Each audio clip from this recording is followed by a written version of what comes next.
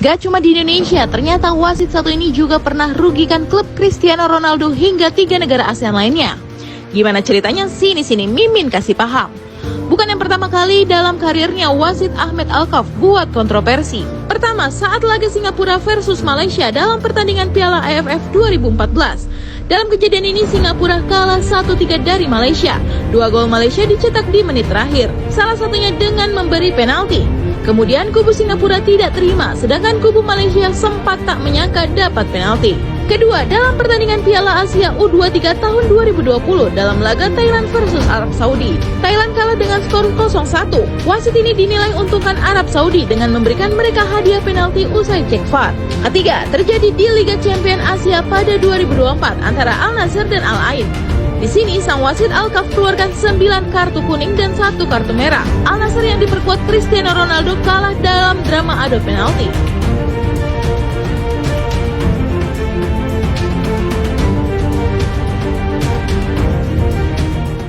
Halo teman-teman semua, jumpa lagi dengan saya Irfan. Kali ini saya akan bahas sebuah kabar besar, kabar yang bisa sangat mempengaruhi perjuangan timnas Indonesia di babak keempat kualifikasi Piala Dunia 2026. Satu permintaan penting dari PSSI yang sempat menjadi perbincangan hangat beberapa waktu yang lalu, akhirnya disetujui oleh AFC. Permintaan itu adalah Indonesia menolak dipimpin wasit asal Timur Tengah. Banyak yang bertanya, kenapa permintaan itu sampai diajukan? Apa alasannya? Apakah ini keputusan adil dan apa dampaknya untuk perjuangan timnas kita nanti? Kita akan bahas tuntas dari awal persoalan sampai akhirnya AFC menyetujui. Yuk, simak sampai habis. Sebelum bicara soal keputusan AFC yang baru, kita mundur sedikit ke babak ketiga kualifikasi Piala Dunia 2026. Tepatnya saat Indonesia menghadapi Bahrain. Pertandingan itu berlangsung sangat sengit. Garuda bermain solid, bahkan sempat unggul sebelum akhirnya laga berakhir imbang 2-2. Tapi bukan soal hasil yang bikin heboh. Masalah utama adalah keputusan wasit. Wasit asal Oman Ahmed Alkaf memimpin laga tersebut. Ia awalnya mengumumkan tambahan waktu selama 6 menit. Tapi entah kenapa pertandingan terus berjalan hingga ke menit ke-9. Dan di menit-menit terakhir itulah Bahrain berhasil mencetak gol penyama kedudukan. Keputusan ini dinilai merugikan Indonesia bukan hanya karena mengubah hasil pertandingan, tapi juga mempengaruhi posisi klasemen dan jalur lolos ke babak selanjutnya. Tak tinggal diam, PSSI langsung mengambil sikap. Mereka melayangkan protes resmi ke AFC dan FIFA, menyebut keputusan wasit sebagai bentuk ketidakadilan yang perlu ditindak.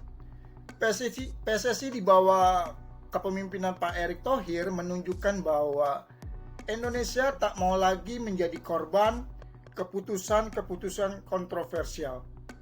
Dalam surat resminya, PSSI meminta agar di babak keempat nanti, Indonesia tidak dipimpin oleh wasit asal Timur Tengah. Permintaan ini cukup tegas dan mungkin tidak lazim di mata AFC. Tapi alasan PSSI sangat kuat. Mereka ingin pertandingan berjalan fair, netral, dan tidak ada potensi bias. Apalagi Indonesia akan bergabung dengan negara-negara seperti Arab Saudi dan Irak di grup A. Secara psikologis tentu ini rawan. Kita tahu sepak bola Asia memang masih punya banyak zona abu-abu dalam hal kepemimpinan wasit. Dan jika tidak ada keberanian seperti ini, bukan tidak mungkin insiden-insiden sebelumnya akan terulang. Nah, informasi soal dikabulkannya permintaan Indonesia ini bukan datang dari media lokal. Justru datang dari Soha, media asal Vietnam yang dikenal rajin mengulas perkembangan sepak bola Asia.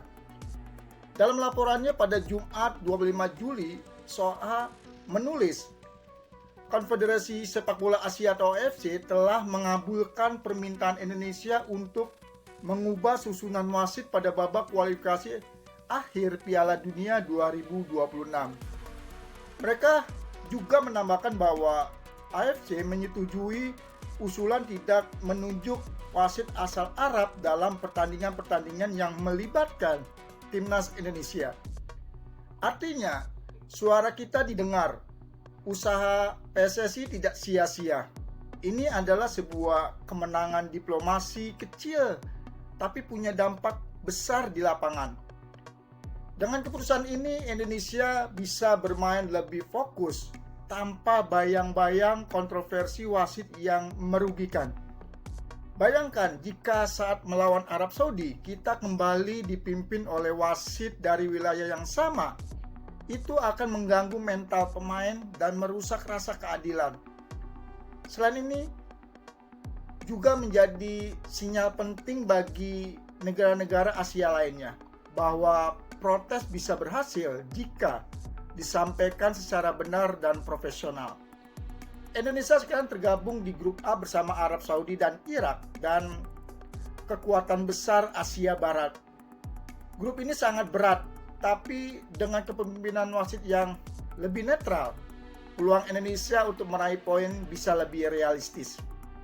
Laga perdana di babak keempat akan dimulai Oktober 2025 mendatang dan AFC sesuai kabar ini akan menyusun daftar wasit yang lebih netral, tidak berasal dari negara-negara Arab.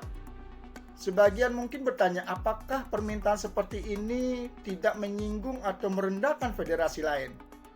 Jawabannya tidak. Ini bukan soal menolak seseorang berdasarkan asal negara, tapi ini soal menghindari potensi konflik kepentingan yang sudah terbukti merugikan di masa lalu. Lagi pula, AFC punya banyak wasit berkualitas dari Asia Timur, Asia Tengah, hingga Asia Tenggara. Jadi pilihannya tetap banyak tanpa harus membawa potensi ketegangan di lapangan. Apa yang dilakukan PSSI adalah langkah profesional dan cerdas. Demi menjaga mental pemain, demi menjaga fair play, demi masa depan timnas Indonesia yang tentunya lebih baik lagi. Jadi teman-teman semua, ini bukan sekedar cerita tentang wasit. Ini tentang bagaimana sepak bola Indonesia mulai berani bersuara, berani menuntut keadilan dan tidak lagi menerima perlakuan sepihak. Apa yang dilakukan PSSI menunjukkan bahwa Garuda kita bukan hanya kuat di lapangan, tapi juga di meja diplomasi. Semoga ini menjadi langkah awal menuju lolos ke Piala Dunia 2026. Karena kita semua tahu tempat timnas Indonesia seharusnya bukan cuma di level Asia Tenggara, tapi di panggung dunia.